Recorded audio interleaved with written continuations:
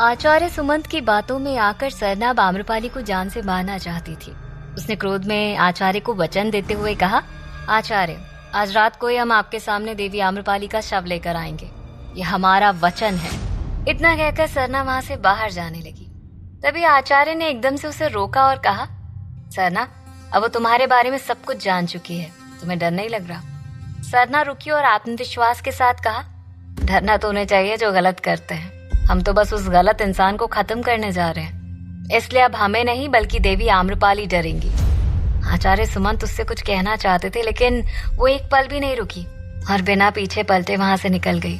उसके जाते ही आचार्य ने सुकून की सांस ली और कहा, सम्राट बिंबिसार हमारा तो कुछ नहीं बिगाड़ पाएंगे, लेकिन सरना अवश्य ही आम्रपाली को जान से मार डालेगी। उसने हमें वचन दिया है और अब सरना अपने वचन से पीछे नहीं हटेगी।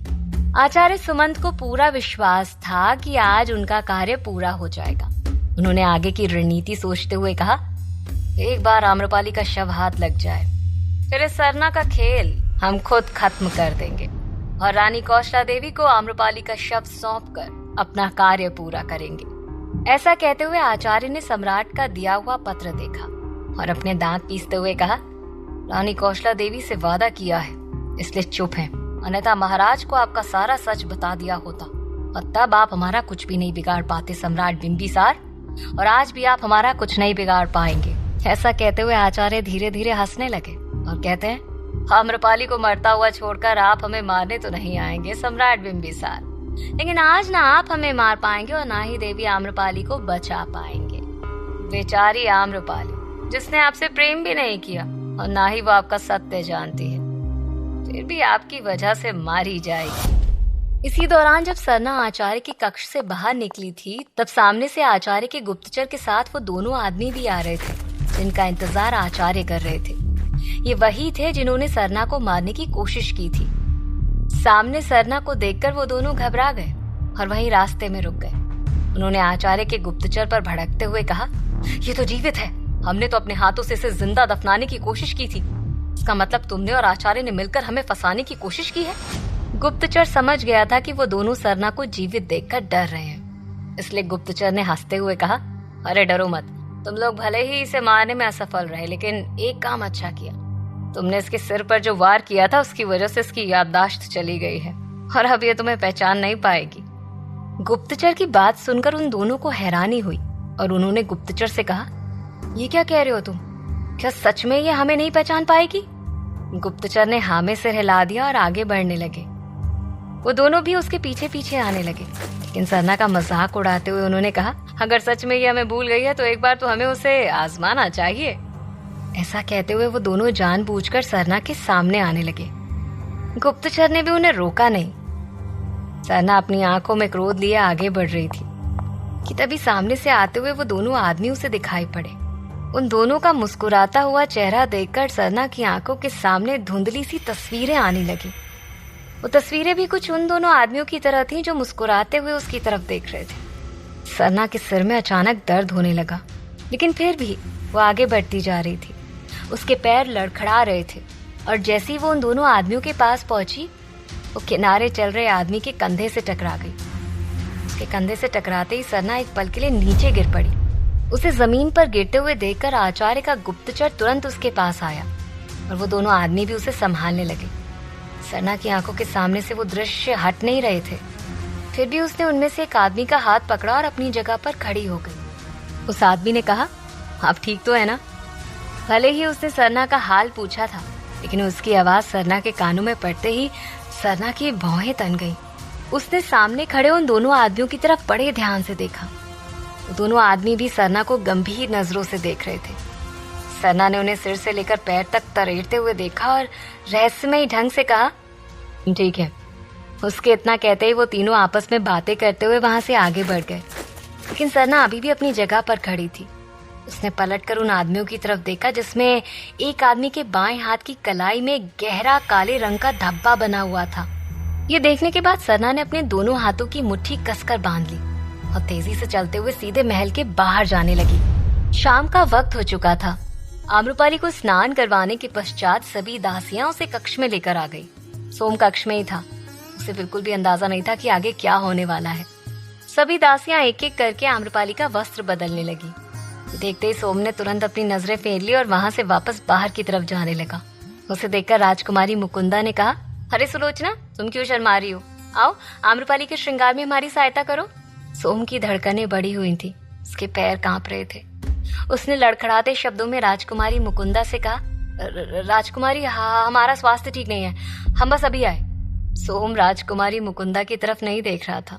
फिर भी राजकुमारी ने जोर देते हुए उससे कहा, कुछ देर पहले तो तुम पूरी तरह से ठीक थी, और अब अचानक से तुम्हारे स्वास्थ्य को क्या हो गया? और ये नजरें क्यों चुरा रही हो तुम हमसे? हाँ, यहाँ सब स्त्रियां हैं और भूलो मत, तुम भी एक स्त्री हो। चलो बताओ, क्या छुपा रहे हो तुम हमसे? आम्रपाली भी उनकी बातें सुन रही थी। राजकुमारी के सवाल पर दोनों ही एक पल के लिए सहम गए थे। सोम के पास कहने के लिए एक शब्द भी नहीं था। राजकुमारी मुकुंदा ने अपने तर्क के आगे उसे कुछ कहने लायक छोड़ा ही नहीं था। वो सिर झुकाए ज्यों का त्यों ही खड़ा रहा। कुछ पल बाद आम्रपाली ने सोम का बचाव करते हुए राजकुमारी का ध्यान अपनी तरफ खींचने की कोशिश की और कहा, राजकुमारी मुकुंदा, आप वहाँ क्या कर रही हैं? आइए, हमारी सहायता कीजिए। आम्रपाली की आवाज सुनते ही राजकुमारी ने उसकी तरफ देखा और कहा, आम्रपाली जी, हम बस अभी आए। इस बात से राजकुमारी का ध्यान सोम से हट गया और उनकी इसी बात का फायदा उठाकर सोम तुरंत कक्ष के बाहर निकल गया। अपनी बात कहकर जैसे ही राजकुमारी ने पलटकर देखा तो सोम वहां पर नहीं था। राजकुमारी के चेहरे पर गंभीरता की लकीरें छाने लगी।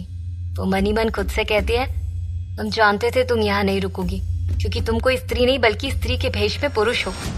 लेकिन अब बस इस बात का प्रमाण ढूंढना बाकी है और पता लगाना बाकी है कि आखिर तुम्हारी असली पहचान है क्या। तुम जो कोई भी हो, तुम्हारा सच जल्द से जल्द सबके सामने होगा। इसके बाद राजकुमारी मुकुंदा सीधे आम्रपाली के पास आई और उसका श्रृंगार करने लगी। एक तरफ जहाँ राजकुमारी मुकुंदा को पूरा यकीन हो चुका था कि सोम पुरुष है, तो वहीं दूसरी तरफ सम्राट बिंबिसार, युवराज स्वर्णसेन और राजकुमार मणिधर राजमहल के बाहर ही थे। सना महल से बाहर की तरफ ही आ रही थी।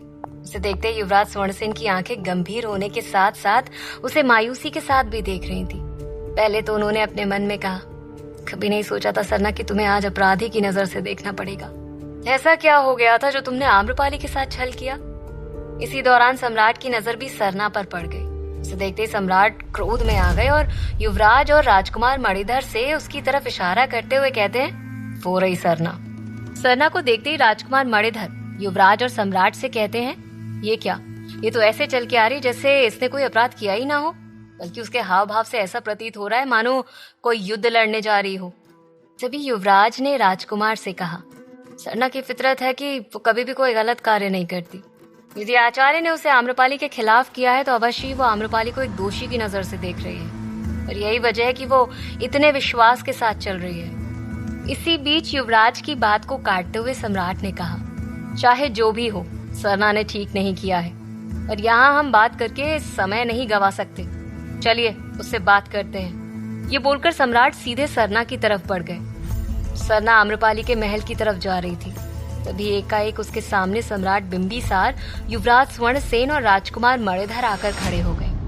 उन्हें देखकर सरना बिल्कुल भी विचलित नहीं हुई, बल्कि अपनी आवाज में मजबूती लाते हुए उसने कहा, हम जानते हैं आप सब हमारे पास क्यों आए हैं। तभी सम्राट ने कठोर लहजे में कहा, जानती हो तो इसका उत्तर भी दे दो। आज युवराज का हृदय सरना के लिए बार बार अफसोस महसूस कर रहा था, और यही वजह थी कि सरना के सामने आकर भी उससे कोई सवाल जवाब नहीं कर पा रहे थे।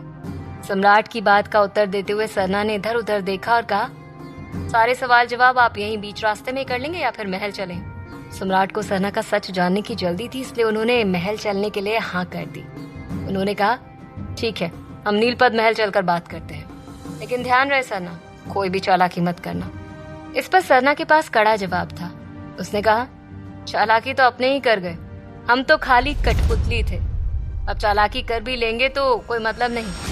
सरना को इस तरह बोलते हुए देखकर राजकुमार मणिधर चुप न रह सके। उन्होंने कहा, यकीन नहीं होता कि तुम ऐसे कह सकती हो। सरना, हमें तुम पर भरोसा था, पर तुमने आज सब कुछ खत्म कर दिया। राजकुमार की बात पर सरना ने कोई प्रतिक्रिया नहीं दिखाई और आम्रपाली के महल की तरफ बढ़ती गई, लेकिन उसकी आंखों में एक अजीब सी चमक थी, मानो उसके दिमाग में कुछ और ही चल रहा हो। जहाँ एक तरफ सरना सम्राट बिंबिसार को जवाब देने के लिए तैयार थी, तो वहीं दूसरी तरफ अंतेनाग अब आचार्य की प्रतिक्रिया की प्रतीक्षा में बैठा हुआ था। उसे पूरा यकीन था कि आचार्य उस पत्र को पढ़ने के बाद कक्ष से बाहर अवश्य आएंगे और खुद को बचाने की कोई ना कोई कोशिश अवश्य करेंगे।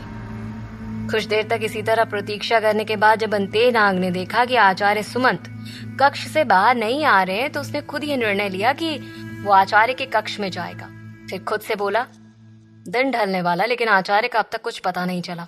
इसका मतलब साफ है कि वो इस पत्र से भी भयभीत नहीं हुए। तो फिर ठीक है आचार्य, यदि आप यही चाहते हैं तो यही सही, अब हम आपके पास आएंगे। इतना कहकर अंते नाग उनके कक्ष के बाहर की तरफ देखने लगा। वहां एक पेड़ लगा हुआ था जो आचार्य के कक्ष से कुछ दूरी पर था। उसे देखकर अंते नाग ने दिमाग दौड़ाना शुरू कर दिया। उसने कहा, बस कुछ क्षण और, हम अभी गए और अभी आया आचार्य सुमंत। इसके बाद अंते नाग वहां से चला गया। आम्रपाली भी पूरी तरह से तैयार हो चुकी थी। वो किसी दुल्हन से कम नहीं लग रही थी। वो शीशे के सामने बैठे हुए खुद को उसमें निहार रही थी, लेकिन ना चेहरे पर कोई खुशी थी और ना ही आंखों में चमक। और ये खुशी होती भी कैसे? आज सरना का इतना बड़ा सच जानने के बाद वो अंदर ही अंदर बिखर चुकी थी। राजकुमारी मुकुंदा ने आम्रपाली की बलाएं लेते हुए कहा, अद्भुत आम्रपाली, वाकई में तुम अप्सरा से कम नहीं। कभी कभी तो हमें तुमसे जलन होने लगती है। राजकुमारी की बातों पर आम्रपाली हल्का सा मुस्कुरा उठी और कहती है, धन्यवाद राजकुमारी, परंतु यही सुंदरता कभी हमारे लिए अभिशाप बन चुकी थी। वो दोनों आपस में बात कर ही रहे थे कि तभी कुछ सैनिक वहां पर आए। उन्होंने राजकुमारी और आम्रपाली दोनों का ही सिर झुकाकर अभिवादन किया और कहा, देवी आम्रपाली, दावत शुरू हो चुकी है। महाराज ने सभी अतिथियों के स्वागत के लिए आपको राज दरबार में उपस्थित होने के लिए कहा है। आम्रपाली ने कहा, ठीक है, आप चलिए, हम आते हैं। आम्रपाली की बात मानकर वो सैनिक वहां से चले गए। तभी आम्रपाली ने राजकुमारी मुकुंदा से कहा, राजकुमारी, हमें अंदर से बेचैनी हो रही है। यदि आपकी अनुमति हो तो क्या हम कुछ वक्त के लिए यहाँ अकेले बैठ सकते हैं? राजकुमारी मुकुंदा ने आम्रपाली की बात मान ली और वहां से चली गई। अब आम्रपाली कक्ष में अकेली थी। वो शीशे में देखते हुए सरना के बारे में सोच रही थी। उसने कहा, क्या हो गया सरना तुम्हें? हमें पूरा यकीन है कि तुमने ये सब कुछ जानबूझकर नहीं किया होगा। हम उम्मीद करते हैं कि तुम निर्दोष साबित हो जाओ। वो ये कह ही रही थी कि तभी अचानक से उसके कक्ष का द्वार खुला। आम्रपाली घबराकर द्वार की तरफ देखने लगी। सामने सरना खड़ी थी। सरना को देखते ही आम्रपाली हैरानी से उठकर खड़ी हो गई और कहती है, सरना, सरना, अच्छा हुआ तुम आ गई, हमें तुमसे बात करनी है। बीते दिनों जो भी कुछ हुआ वो। आम्रपाली अपनी बात पूरी भी नहीं कर पाई थी कि तभी सरना ने उसे बीच में टोकते हुए कहा, अब बात करने के लिए कुछ भी बाकी नहीं रह गया देवी आम्रपाली। हमें सब कुछ ज्ञात हो चुका है, हमें सारा सच पता चल चुका है। अब जो करेंगे हम करेंगे। अब होगा अंतिम फैसला। क्या सरना आम्रपाली को मारने के लिए आई थी? सम्राट बिंबिसार, युवराज और राजकुमार तीनों कहाँ चले गए थे? क्या किया था सरना ने इनके साथ? क्या अंते नाग आचार्य सुमंत को पकड़ने में सफल हो पाएगा? जानने के लिए सुनते रहिए